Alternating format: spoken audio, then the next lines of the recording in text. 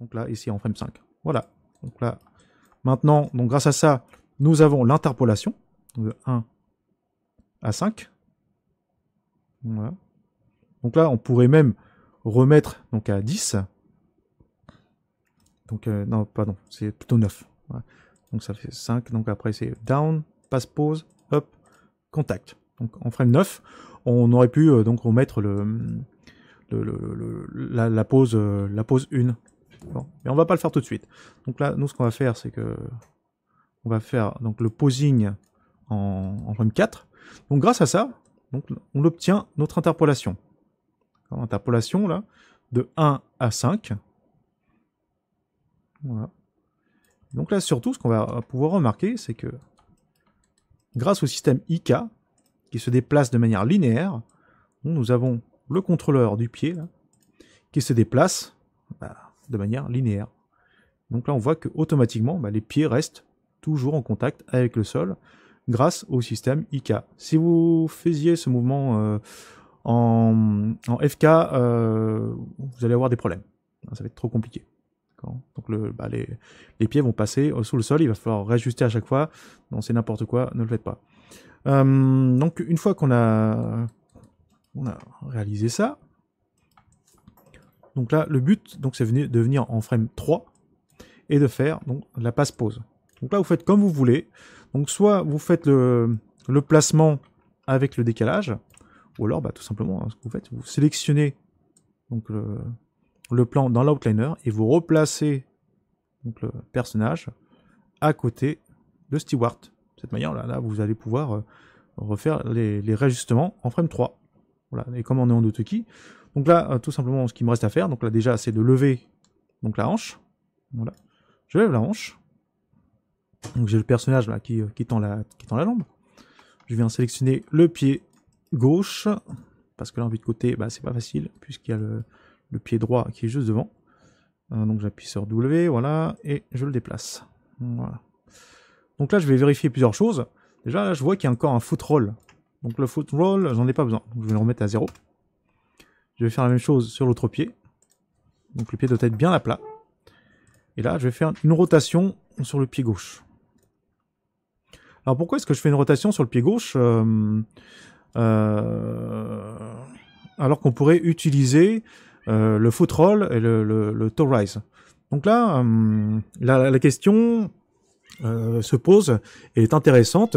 Et ce que vous pourriez faire, donc là, c'est faire des tests et regarder ce qui se passe. Moi, je préfère plutôt la rotation. Donc là, ce que je vais faire, c'est que je vais rebaisser donc ici là le contrôleur de la hanche. Ensuite, donc on replace donc les bras.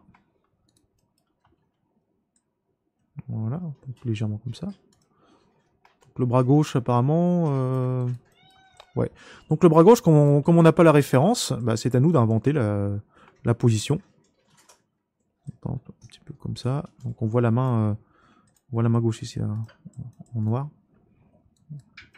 En sombre plutôt. Voilà, donc là, une fois que c'est bon, donc là, toujours pareil. Donc en frame 3, je vais resélectionner donc, tous mes contrôleurs et j'appuie sur la touche S. Donc ça, n'oubliez pas ce genre de processus. Ce que je suis en train de montrer, c'est une méthode assez bourrin, radicale, mais pour les débutants, ça va vous sauver la vie, donc au départ. Mais après, il va falloir cleaner un petit peu toutes les clés qu'il y a en trop. Donc il n'y a pas de meilleure méthode, il n'y a pas de meilleure solution, surtout quand on est débutant et qu'on commence à faire un cycle de marche, ou quand on commence à faire l'animation et qu'on commence à découvrir un logiciel ou des plugins. De toute façon, vous verrez les subtilités et vous arriverez donc à obtenir des mécanismes, des automatismes, des réflexes, et qui, une fois que vous aurez compris comment tout fonctionne, vous allez placer les clés sur les bons contrôleurs et sur les bonnes frames comme il faut. Moi, ce que je recommande au départ, là, c'est de faire les bourrins.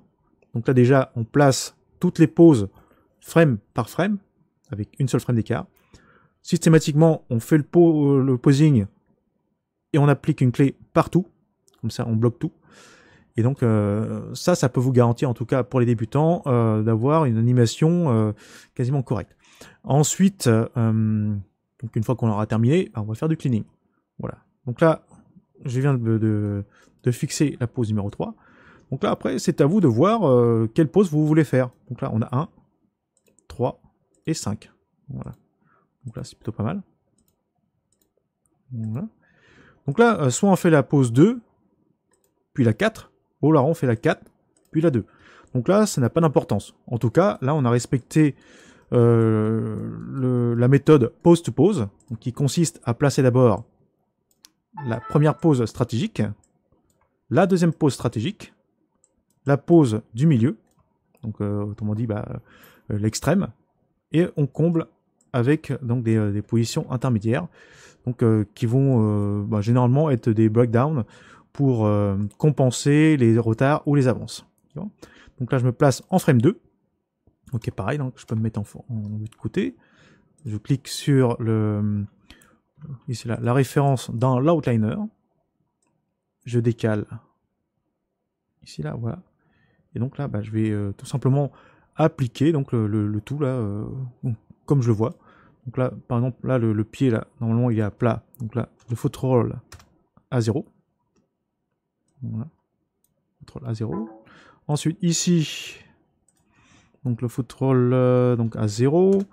Par contre, donc oui, la rotation à 0 également. Donc la rotation du pied à 0. Alors faites attention, hein, parfois vous avez des bugs de rafraîchissement donc là dans Viewport. Donc n'hésitez pas donc soit à activer temporairement donc le cache d'animation puis de désactiver, de désactiver temporairement et réactiver ici là l'autokey pour que ça fasse les mises à jour le mieux possible. En tout cas là, le problème c'est que maintenant mon pied est en l'air. Donc comme mon pied est en l'air, c'est par rapport à Y ici là. Donc Y je le mets à 0. Voilà. Et pour faire donc ce pied là, je n'ai pas 36 000 solutions, je peux utiliser le toe rise. Voilà, j'utilise le toe rise. Et je peux ensuite donc là mettre le pied vers l'arrière de cette manière. Alors la question qui vient souvent c'est est-ce que le pied gauche ou le pied droit on peut les avancer et reculer oui, on pourrait le faire. On peut tout à fait le faire, mais pas trop. Mais de toute façon, on verra qu'à un moment donné, quand on va faire du cleaning, il y a des clés qui vont naturellement disparaître. Donc en tout cas là, ce que je fais, je baisse ici là la hanche. Je baisse la hanche parce que là, ça correspond donc à la pose down. Pourquoi ça s'appelle down? Parce que c'est sur cette pose là que la hanche va être au plus bas, donc dans le processus du cycle de marche. Donc là ici, si on regarde bien la vague qui est dessinée par chaque partie là, par la tête, le cou, le bassin, les cuisses, etc. Donc on voit que ça c'est vraiment la position la plus basse du personnage. Donc là je vais replacer maintenant les bras. Voilà. La main droite. Je fais la même chose de l'autre côté, mais comme là je n'ai pas forcément accès facilement au contrôleur, donc je vais passer en vue perspective temporairement, je repasse en vue de côté, j'appuie sur la touche E. Voilà, comme ça. Voilà. Ok. Donc là, c'est plutôt pas mal. Donc là, j'ai fait ma pose down. Alors faites attention pour ceux qui ne sont pas en auto-key. Si vous bougez de frame, vous risquez de perdre tous les réglages que vous venez de faire. Hein. Donc tous les repositionnements. Donc moi, ce que je recommande fortement, c'est de rouvrir donc le plugin, hein, Studio Library. On resélectionne tous les contrôleurs. En frame 2, j'appuie sur S donc pour placer une clé d'animation. Donc pareil, ensuite, on passe en 4 et on refait la même chose.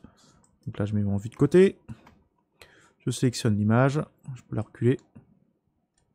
Et là, je vais recopier le posing donc en vert.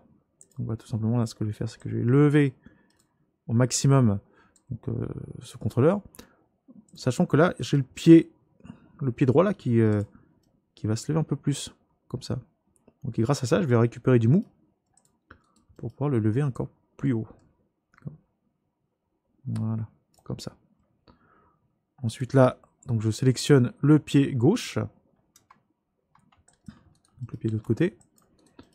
Et je vais remettre donc le faux-troll à 0. Parce que moi je privilégie les rotations lorsque le pied est en l'air. Voilà. Donc, et je vais donc calmer la rotation maintenant. Parce que là, après avoir donc mis le faux-troll à 0, quoique, bon, c'est plutôt pas mal. Voilà, je vais essayer de...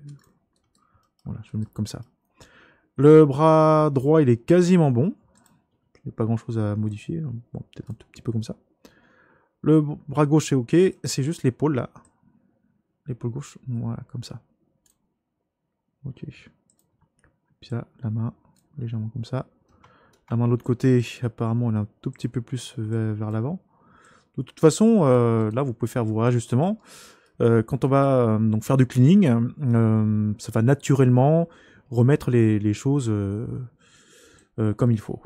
Voilà. Donc là, pareil, donc quand j'ai terminé, je reviens donc sur mon set de sélection, je l'applique, frame 4, j'appuie sur S donc pour faire un blocking. Ok. Voilà, donc là, maintenant on a terminé donc avec nos différents posings. Voilà. Donc et c'est là, il faut se poser la question, c'est est-ce que ici là mon bassin, est-ce qu'il est pas trop bas sur la pose de contact? Ok. Ouais. Hop. Ouais.